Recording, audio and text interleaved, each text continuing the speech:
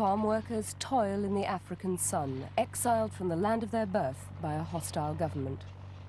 These are members of the African National Congress, outlawed in South Africa for so many years. On the Chongela estate in Zambia, they eke out a living, waiting for the call to return home. They say they won't budge until their new deputy president, Nelson Mandela, recalls them to their homeland. 3 years ago, the ANC celebrated its 75th birthday at its headquarters in the Zambian capital, Lusaka. Formed in 1912, it is by far the oldest political movement, white or black, in South Africa. Sadly, ANC President Oliver Tambo has been unable to personally witness the recent momentous events. He remains seriously ill in a Swedish hospital. In the 50s, Tambo and Nelson Mandela were among the emerging young lions of the ANC. The modern aims of the movement were laid down at the Kliptown Conference near Cape Town in 1955. It drew up the Freedom Charter, the basis of the organization's campaign.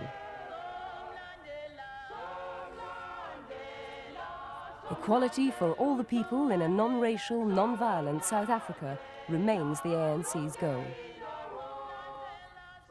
Since its inception, the ANC has stood for socialist ideals without openly describing itself as a socialist party. But in the eyes of many whites, it is dominated by communists intent on creating a one-party state. The ANC says this image has been created by years of misinformation on the part of the Pretoria government, and for years it has been hitting back in the propaganda war. The time is just after 22:30, and as usual, you are tuned to Radio Freedom, the voice of the African National Congress and its military wing, Umkhonto weSizwe. I am Radima Muhlakane, calling you on shortwave 9505 kilohertz in the 31-meter band from Lusaka, Zambia.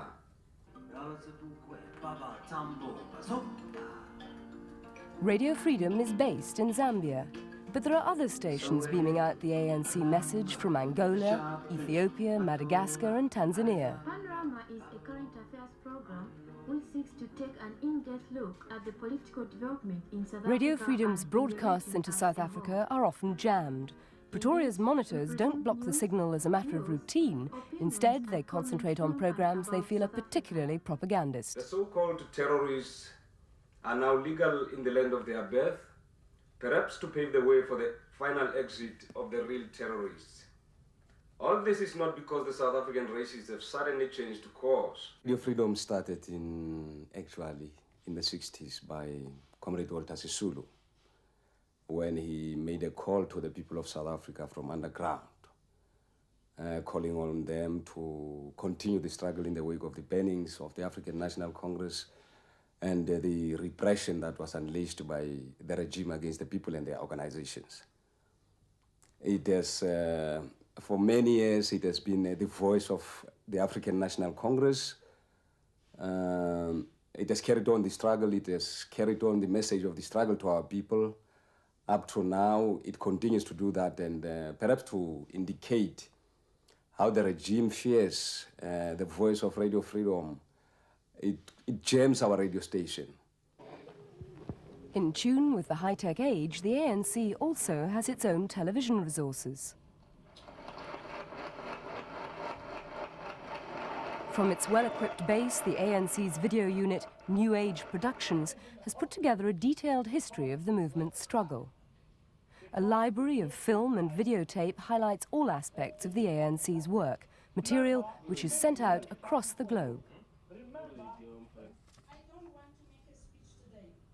Much of the equipment has been donated by foreign sympathizers, this broadcast quality edit suite by a Canadian peace group. And the video unit has now recorded another piece of history, the long-awaited reunion between the ANC's exiled leadership and their most potent symbol, Nelson Mandela.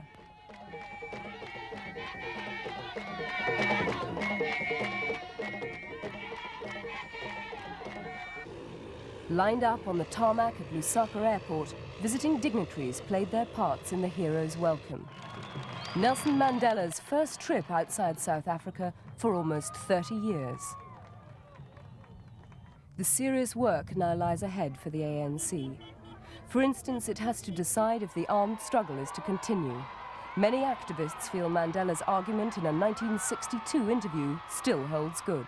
There are many people who feel that it is useless and futile for us to continue talking peace and non-violence against a government whose reply is only savage attacks on an unarmed and defenseless people. And I think the time has come for us to consider, in the light of our experiences in this stay at home, whether the methods which we have applied so far are adequate. The ANC's military campaign has concentrated on economic targets like oil refineries. But there have been a number of bomb attacks on civilian areas. This one at a shopping centre in Durban in the mid-80s killed 5 people.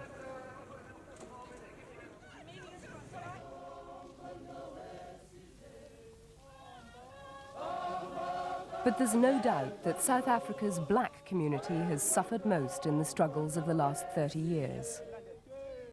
Often, the dead were buried with the ANC colours flying.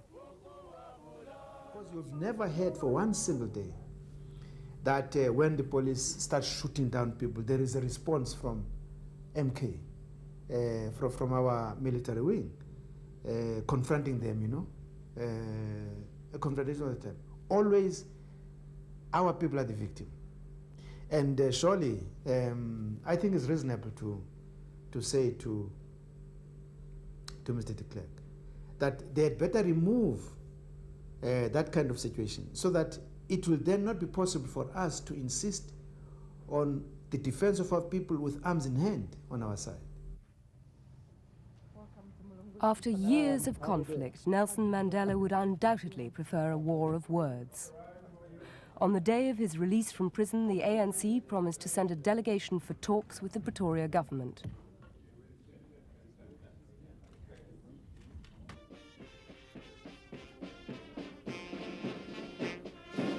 At Lusaka's monument to the black liberation struggle in Africa, Nelson Mandela paid tribute to the continent's nationalist fighters. The battle for freedom and democracy has been won in so many countries. Perhaps the final victory is now not so far away.